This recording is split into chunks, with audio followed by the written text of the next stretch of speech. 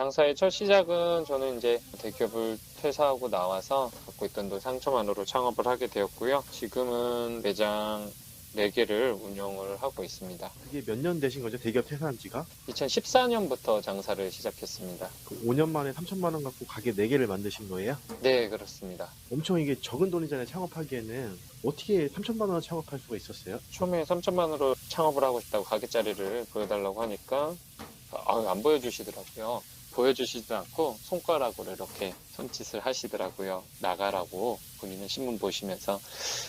그러면서 어떻게 자리를 구할까 고민을 하다가 여러 부동산 돌아봐도 또 동일한 현상들이 나타나서 3천만 원으로 가진 예산으로 창업할 수 있는 데가 어디 있을까?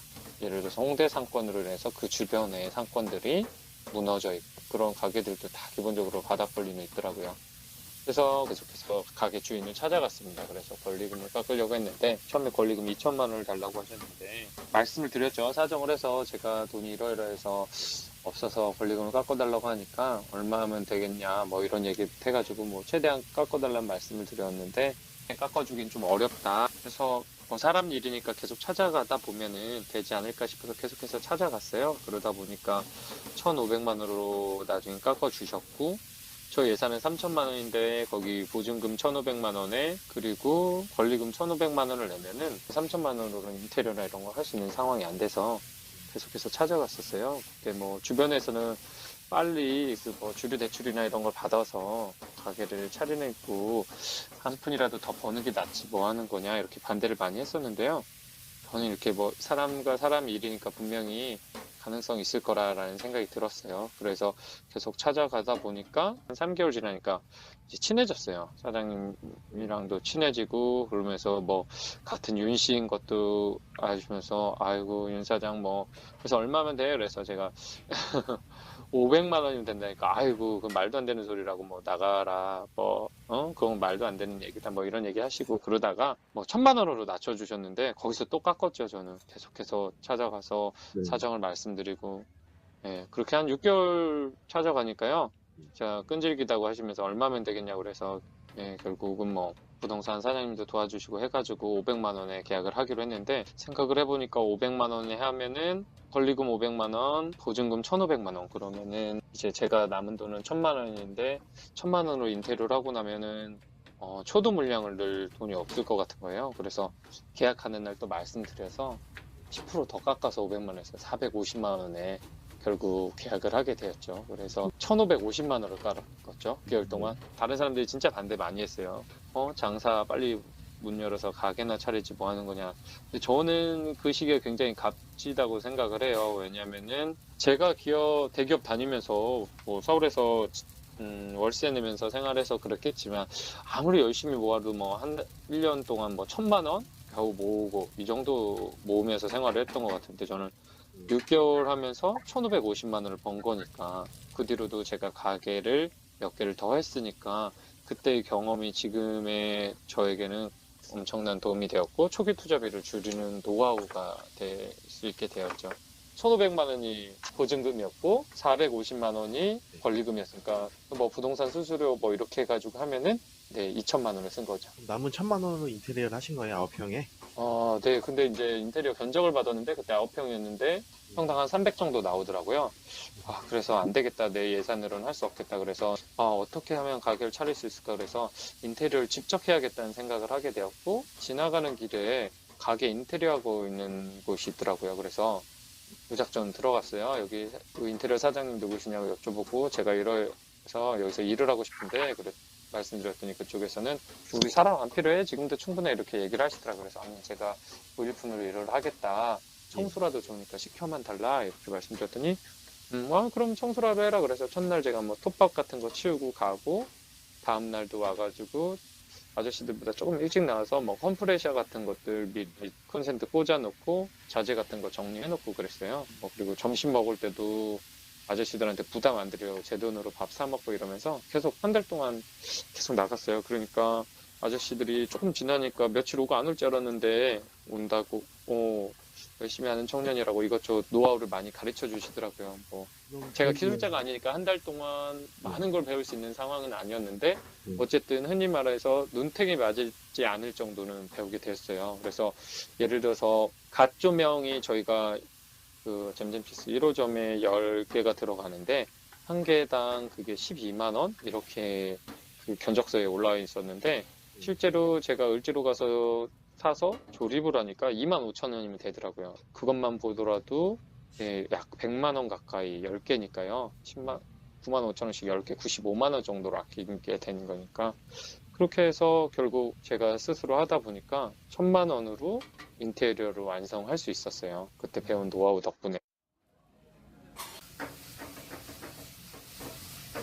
제가 이제 아르바이트를 했던 데 중에 그곳에 이제 한 커플이 100일이라고 찾아왔는데 안주를 시켜서 맥주를 먹고 있는데 제가 사장님한테 그랬어요. 저 친구들 100일인데 오늘 케이크도 불고 하는데 감자튀김 서비스를 줬으면 좋겠다. 이렇게 말씀드렸더니 사장님이 이자 내기도 바쁜데 무슨 서비스냐 됐다 이런 얘기를 해주시더라고요. 그리고 또 한 번은 이제 군인들이 휴가 나왔어요. 휴가 나와서 술을 먹는데 한 7만 원 정도 술을 먹었어요. 그래서 제가 생각하기엔 20대 그 정도 술 먹는 건 굉장히 많은 금액이라고 생각이 돼서 사장님께 말씀을 드렸는데 네. 역시나 제가 감자튀김 서비스 준다고 말씀드렸더니 사장님께서 야, 이자 낼 돈도 없어. 그렇게 얘기를 해주시더라고요. 그래가지고 나는 절대로 빚내가지고 이자를 내면서 장사를 하진 않아야겠구나. 이자라는 그 빚이라는 것이 눈앞에 있으니까 사람이 인색해질 수 있겠구나.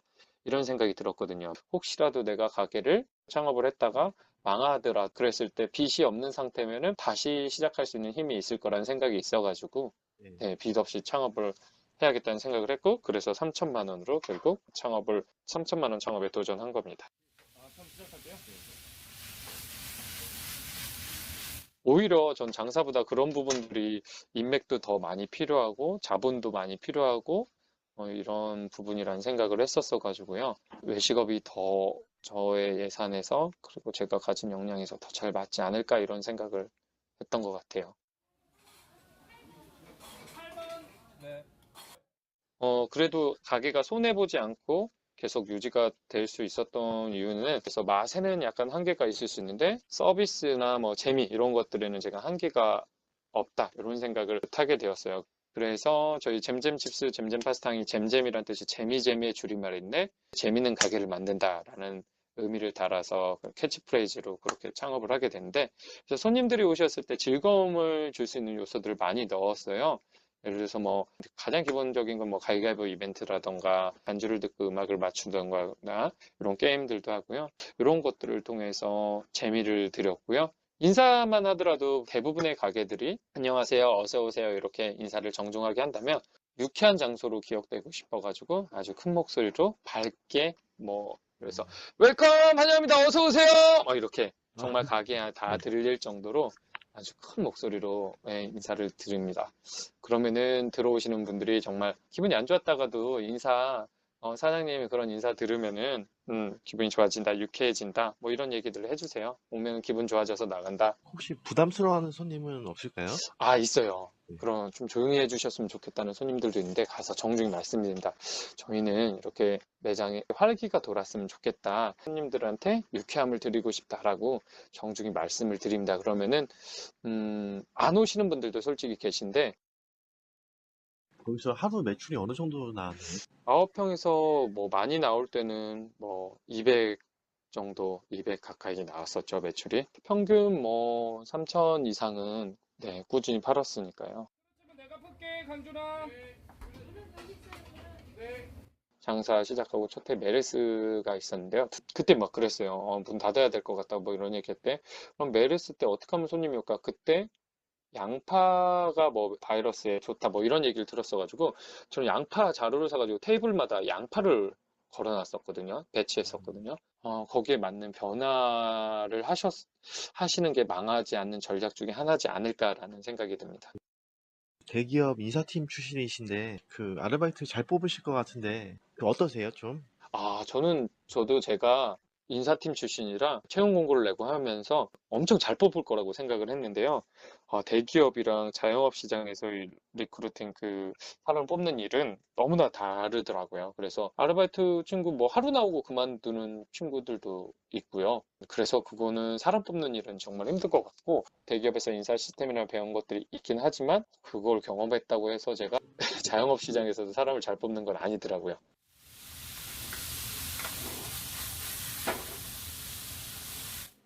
방송 출연이나 이런 부분들은 전 진짜 그 인사 때문에 그런 것 같아요. 목소리 크게 하고 이런 것들. 그리고 한 번은 이제 제 방송을 보시고 이제 신문사에서 인터뷰를 하러 오셨는데, 인터뷰 하시고 나서 나중에 그 출판사 내면은 꼭 한번 책을 저랑 쓰고 싶다는 말씀 해주셨는데, 그분이 진짜 나오셔서 출판사를 차리게 됐고, 저한테 찾아오셔서 그때 말씀드린 것처럼 책을 한번 해줬으면 같이 만들고 싶다 해서 내게 되었어요. 그래서 저의 그냥 경험담을 써보겠다 이렇게 해가지고 실제적으로 제 경험담을 쓰면서 저 역시 한번 정리가 되는 계기가 되었고요.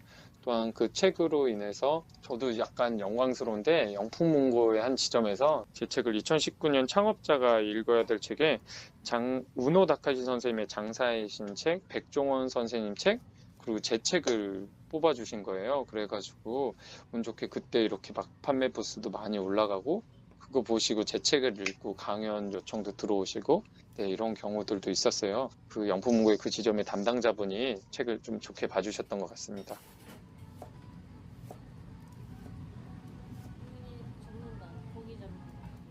전부 다 지분 100%를 가지고 운영하는 건 아니고요. 저희 같은 경우에는 직원들한테 저는 제가 이제 매장에 처음에 매장 시작은 제가 혼자 해요. 왜냐면 리스크가 있고 망할 수도 있으니까.